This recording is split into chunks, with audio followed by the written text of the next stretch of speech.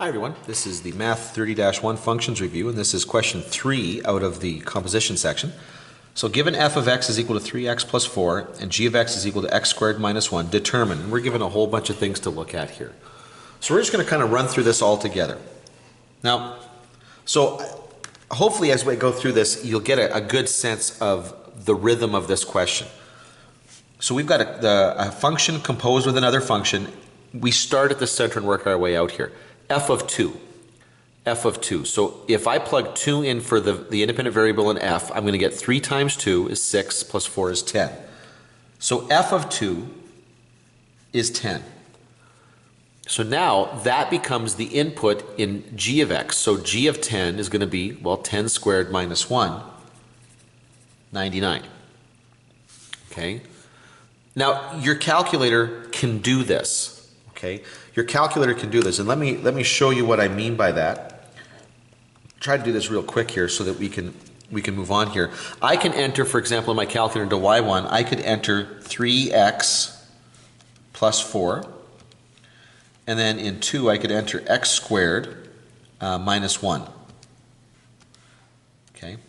Now when I quit here, what I can do is I can make this, now I can enter g of f of 2 here by doing this.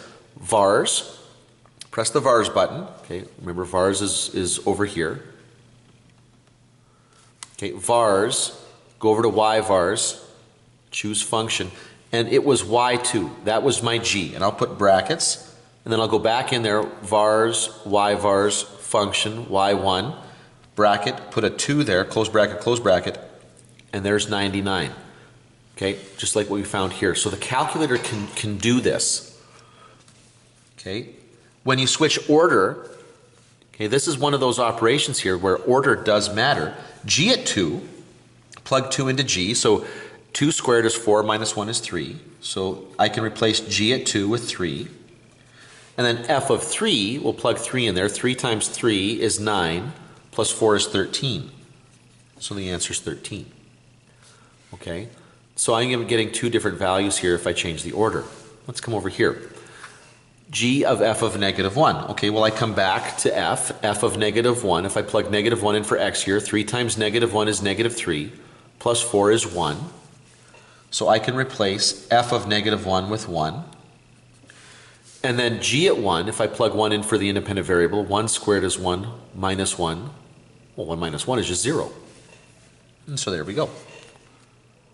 Okay, down here, f of g of negative 1, okay, we're switching the order up a little bit. G of negative 1, okay, negative 1 squared is 1, minus 1 again is 0, so g at negative 1 is 0. So then I can just replace that, and it becomes f of 0. And if you plug 0 in for x into f, you're going to get 4. Okay, now here things get a little bit more interesting because now we're going to substitute in a variable. We're not plugging in a specific value. So f of a, okay, if I plug an a in for this becomes 3 times a plus 4. Well, that's what I have to put here. I have to replace f of a with 3 times a plus 4. Now, the thing that is taking the place of the independent variable in my function g is this 3a plus 4. Okay, that is what's inside the parentheses here. Well, the function tells me to take whatever's inside there and square it.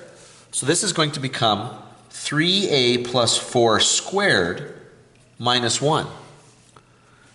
Now, be careful with this. Such a predictable mistake here. 3a squared plus 4 is going to become 9a squared plus 3 times 4 is 12, 4 times 3 is 12, 24a, 4 times 4 is 16, and then minus 1 is 15.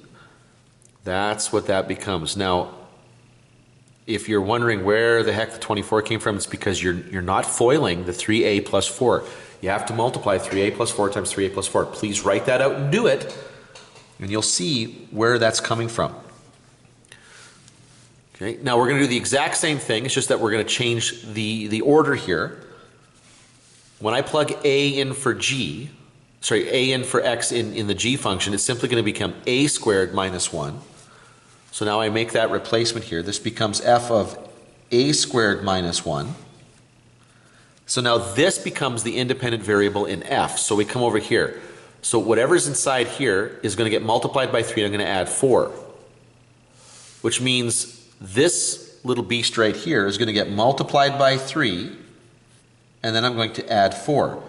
And so that's going to get me 3a squared minus 3 plus 4 is just going to be plus 1. And so there's my expression for that. And notice again, they're different. When you compose functions, order makes a difference. Okay? Now, f of g at a, okay, this is a repeat question there.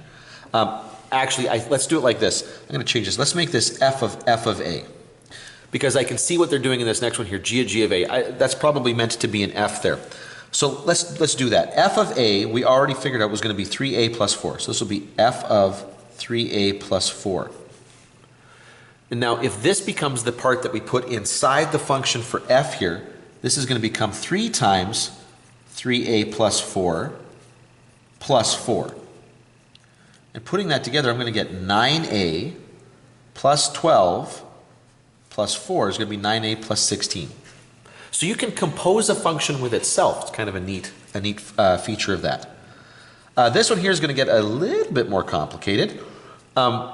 G of a is going to be, okay, well, g of a we've already seen is going to be a squared minus 1.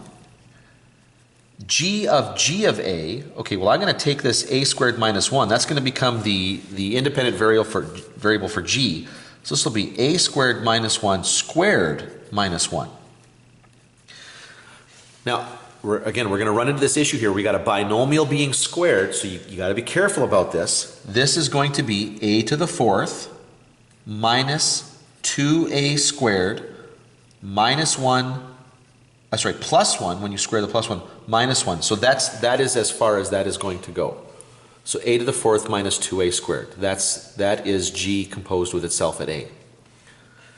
Now, finally, in this section right here, and I know this is a little bit of a longer one here, determine the domain and range of f of g of x. Okay, f of g of x is basically this right here with an x instead of an a. The answer is going to be the same here. So f of g of x is going to equal 3x squared plus 1. We have already basically determined that. Okay, this is a parabola that opens up, and its vertex is going to be 0, 1, which means its domain is going to be the set of x values such that x is an element of the reals. Okay, that's because it's a parabola. And it's a parabola that opens up, so my range is going to be the set of y coordinates, sorry about this, such that y is greater than or equal to positive 1. Okay? I am just going to, okay, I got to take this phone call. Okay, sorry about that. Let's keep going here. Now we're going to determine the domain and range of g of f of x. Okay, well, g of f of a, okay, if we just replace the a with an x there, that's this function right here. Okay, so g of f of a is, of f of x, okay, will simply be the function x to the 4th minus 2x squared. Okay. Which is really going to have, now this is basically it's sort of a quadratic here. If you take out the x squared here, okay, we're going to get x squared minus 2. Actually, in a case like this, you know what, kind of looking at it like this, it might be easier if we were just to go to our calculators and graph this thing. So let's just take a quick look here. This is not a bad thing to do here. So we'll go x to the 4th. Okay, what have we got here? X to the 4th minus 2x squared. Okay, and we're going to put this with standard zoom settings. Okay, and so we've got this little wobble there. So what we're going to do is we're just going to find the minimum here. Enter to the left, to the right, press enter, and we get a minimum of negative 1.000. Now, that's just the calculator's way of saying 1 here. So And there's some symmetry here. This is going to go down to -1 as well here. So our domain, you can tell, now because this is a polynomial function here, our domain is going to be x such that x is an element of the reals. But our range, which is a little harder to see, is going to be y such that y is greater than or equal to, whoops, can't see that, -1. Okay? And there you go. That's the pieces there. Sorry about the phone call.